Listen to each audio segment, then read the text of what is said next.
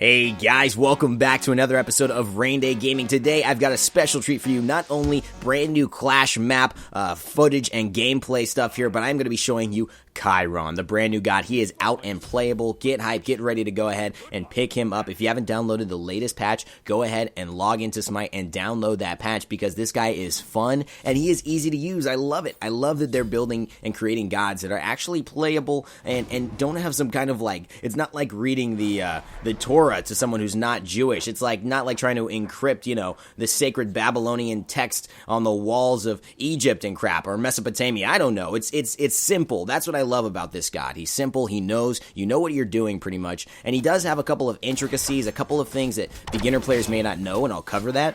But pretty much for the most part, he's a pretty easy walkthrough. As you see the team fight here, engaging in the middle, Scylla and Nemesis and I, two of them good friends, one of them in the clan Reigns, which you guys can join, heading out to join the battle. You see the Anubis coming down, grasping hands, and he's retreating now. I look to get one basic attack off, and I do finish him. The Neath there in the corner deciding to retreat as well. As you see the Bacchus jumping away with barely any health, getting taken by Grizzly, also in the clan Reigns, and playing Bellona in this match. Grizzly did a great job as Bellona. I find that Clash so far is kind of my it's definitely a mixture between Conquest and Arena. That's pretty much exactly what it is, but it's got some more of the Conquest elements so that if you only play Arena, this will be a little weird for you. I think if you play Conquest, this will be an easier transition than Arena because yes, there are team fights, but Arena's all team fights. You don't have to even worry about that. As you see, the Bacchus jumping on me while I'm under the tower. I don't want to take some fire, but I have 4 team members around me and I feel pretty confident. I mark them with my basic attack and hit them with my masterful shot there.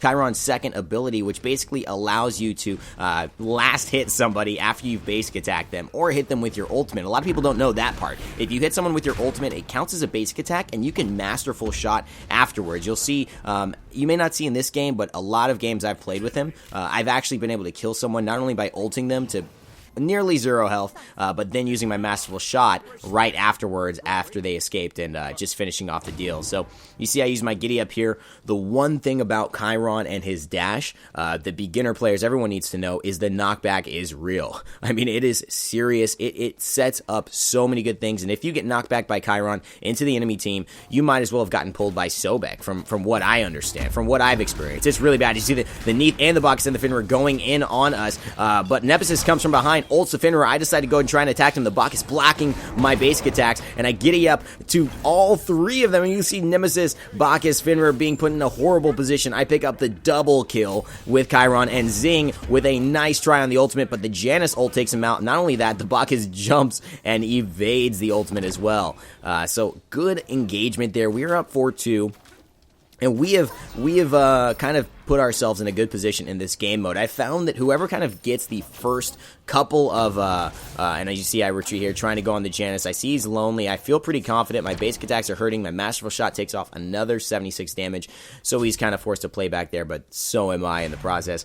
And from what I've experienced with Clash, basically, there are a couple of early team fights that happen. Pretty much in the first minute of the game, I find that a team fight takes place, and whoever wins that team fight is pretty much in a much better position. Strategically, from what I can understand, you don't want to engage unless you have all of your team members there, because that fight is so important. You really want to make sure you are fully equipped. As you see, our team going in pretty ham in the middle because we are ahead, but as you see, Finra picks up 1 and goes ahead and takes away our Zing, drops him down, just engulfs him with that big jaw of his. I go ahead, try to get some action here. You see I go into Centaurus, my basically constellation form, and I'm thinking the Neath has got away, which is pretty annoying. I don't realize I have my masterful shot that I could have used on her to actually probably finish off the job. So that's something I figure out later, but it's just something I didn't know here. So unfortunate we don't get that kill, and it's 4-3. They kind of just took that 1-0 engagement and are sitting back.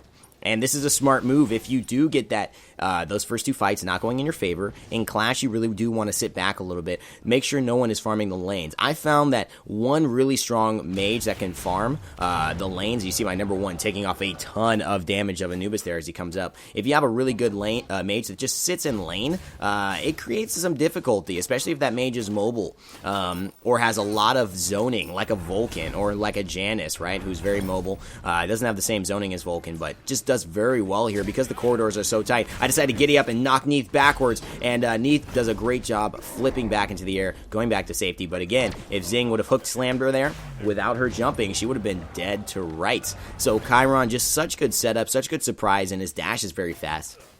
He's already the fastest character in the game. Base movement speed, as you see, the Nemesis comes over. Detective game from Reigns, going ahead onto the Janus pretty hard. The Janus has to use his 2 blue balls to go ahead and try and get Nemesis out of the fight, and Janus comes over. Bacchus comes over with the burp. Says, shut that down, Nemesis.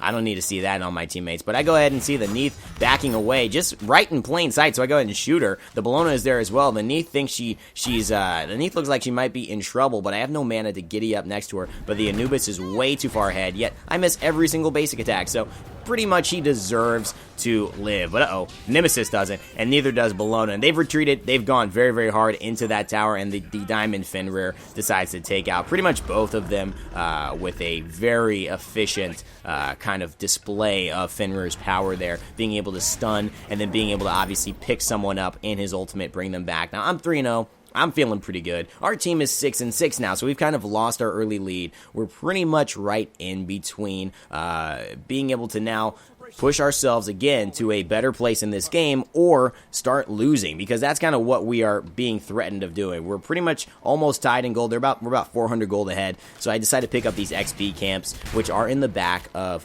both teams' base, right after your base. You just pick those up, and you get a little bit more XP, you get a little gold. It's good to do if you can. Now, the Anubis is so far up, I decided to giddy up him, and I don't even focus on him. I assume Bellona's got that handled, and it looks like she does. Bacchus is there, and Fenrir is trying to debate whether he should go in or not. He decides to jump up and stun the Nemesis, but the Brutalize does not kill her and puts him in a horrible position. I go ahead and hit him, but he jumps away. But guess what? My ultimate is on, and guess what after this? He still gets away? No. Well, this time, I won't be falling for the masterful shot prank I pulled on myself. I go ahead and use it and kill him, and I say, you know what? Janus is about 1 hit away. I can go ahead and get this kill, and I go ahead and do. Now, I use my number 1 to actually go ahead and cripple the Nemesis and apply the damage, and you know what?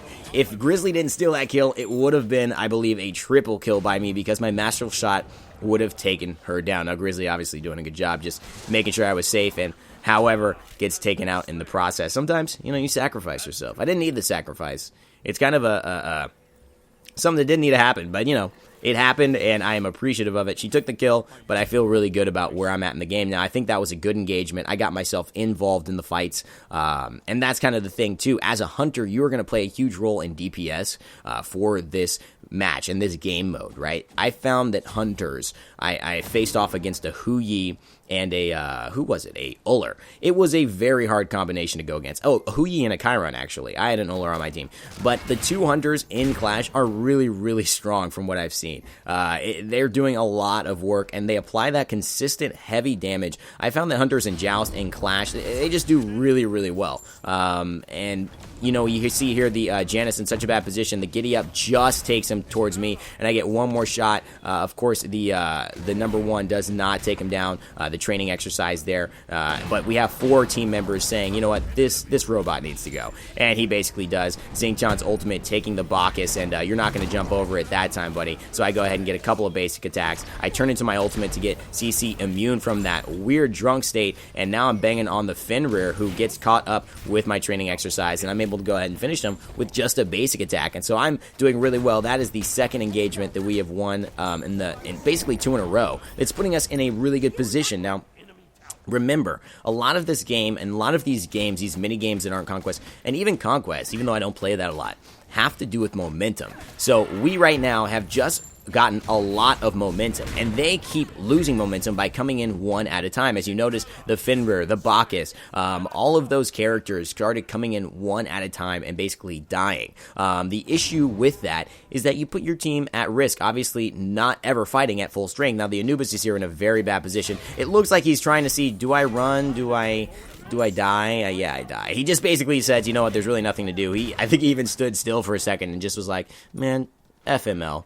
Screw this. This is not what I came to signed up for. And I know the feeling, buddy. I played a lot of Clash games today, and a lot of those games I was getting camped. I was getting spawn camped. I mean, we were down 37 to like 1 in kills. I mean, we were losing big time. I've seen these games go super one way or the other. And again, I think it's just because people are trying to figure out how to play this mode. So that I'll be obviously throughout this game giving you my tips and tricks from what I found so far. You see the Zinktown ultimate picking up not only Bacchus but Janus, and I planned the training exercise to land to explode right when they land. And of course, my masterful shot as Bacchus jumps away, it doesn't matter. My masterful shot able to pick him up, tracking him where he was going. And again, I've had some conversation with some of my people about Chiron, some of the people in the kind of guild or clan Rainstorm. As I get out of here, I avoid Fenrir's brutalize. I'm able to get out, but it's not enough damage, or I think it's not unless I turn into Centaurus and my teammates come help me out. I, of course, want to kill him, and my masterful shot goes ahead and takes him out after looking like it was all me in dire straits. You see the range of masterful shot there. We were just talking about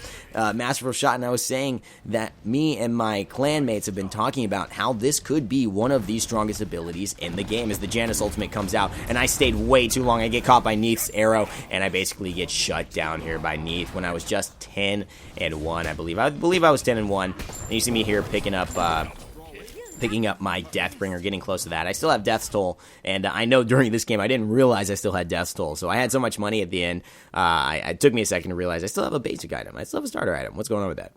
But as you can see, I think just so much power in Chiron's number 2 that people haven't really realized until today playing him so frequently and seeing it happen is that he's basically got unlimited last hit range. And it's crazy. I mean, obviously, I think there is a range, like, you can't do it from your base to someone else's base, and I think it runs out after a while, but pretty much, I have not found myself having my 2 up and having the stack on a target and not being able to use it. I've almost never been out of range. It's always been my 2's not up or the stack's not on the target. I haven't ever found like, oh, too far. So I don't know if anyone here on the video watching knows exactly what the range is, but if you do, let me know.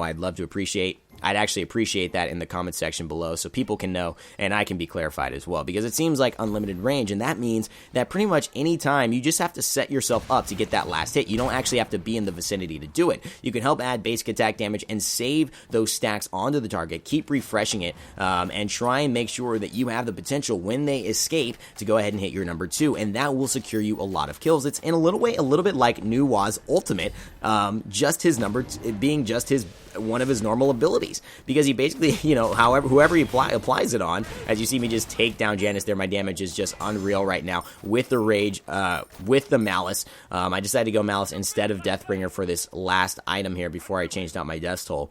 So you just see that damage just being unreal, and I catch Anubis here just in a bad spot. I actually just decided to use my training exercise on him and use a couple of basic attacks, just takes 3, and I go ahead and take him down completely. We decide, hey, let's go get this Gold Fury. We're 21-13. It looks like we might be getting this game for once. We're not going to lose this Clash game. I feel great. My life is good. Things are finally on the upswing.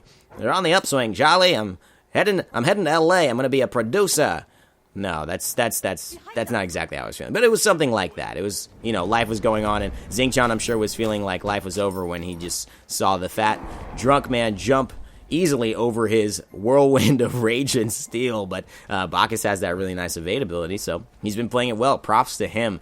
You see I go right lane here, and part of the dynamic with Clash as well is which lane do I push. Everyone is kind of always in team fights, and I see the Janus here and the Neith, so I'm trying to basically zone them out a little bit with some basic attacks. I decided to just focus on the Janus to use a masterful shot to slow him down and set up a couple more basic attacks, and my Malice and my other basic attacks takes him down as well. I feel a little danger here, so I decided to use my Giddy Up to go ahead and chase Neith, and of course I basic attack while dashing, which is one of Chiron's unique features to his kit, and I use training exercise on Bacchus to cripple him, and now we have so many players around him, he's probably not going to get away. I decided to go into Centaurus, shoot a couple of Centaurus bolts there, and again, masterful shot, steals the kill, and that's how we do it. Nuwa, call me Nuwa, and I go ahead and crit for a lot on Fenrir here, who's only level 12, and I am level 17, so you can see a level 11 Anubis having no chance against a level 17 Chiron, and again, unlike Arena, where there's this team fight dynamic, and it's almost impossible for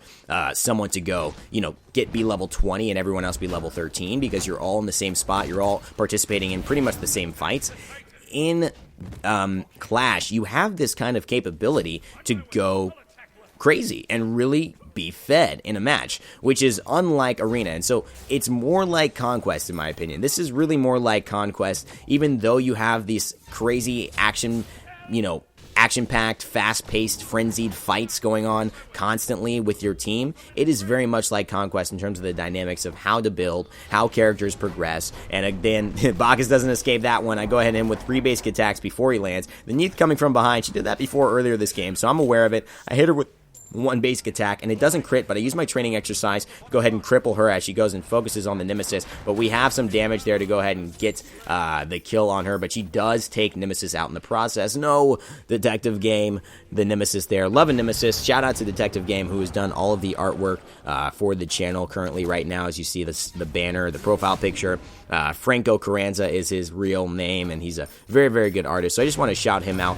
He's doing a lot of work with me on combo tips and all the thumbnails for that. So check that out. As you see, we just go ahead and annihilate that Anubis again. And again, being able to go basically ham and just get on a roll, basically get fed in this type of game mode, has created for me some very, very lopsided games, so that it really doesn't necessarily have that same competitive feel as Arena. I've really found that since we're all beginners in Clash, it's kind of like I'm killing you, I'm whooping you, or you're whooping me, you're teaching me a lesson. Like your team is just dominating, or my team is dominating. As you see, I pick up Deathbringer here to finish off this build.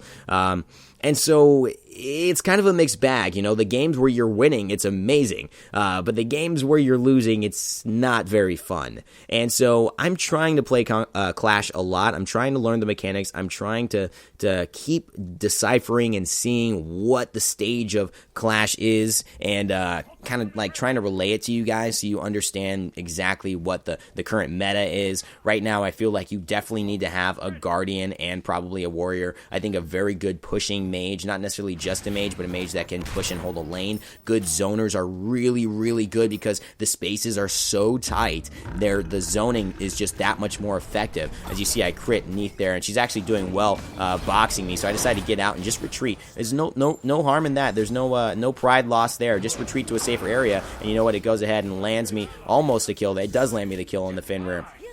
The Malice doing a lot of damage, and the Janus is there. The Burn to Kiss, our Xingqiang, gets the kill on the Janus, but I turn to Centaurus, go ahead and take out the Bacchus as well. The key to Centaurus, if you guys have not seen my earlier video, you see the 20-1 score, and we're just like, let's just go finish this. Let's put them out of their misery. And I've also seen a lot of people neglect to do this. It's kind of like, because people maybe are not used to this game, they don't know when to push, when to attack towers, when to attack the Titan, and I've seen these games go on for 10 more minutes. People just back up and grab buffs, and they don't realize, let's just finish.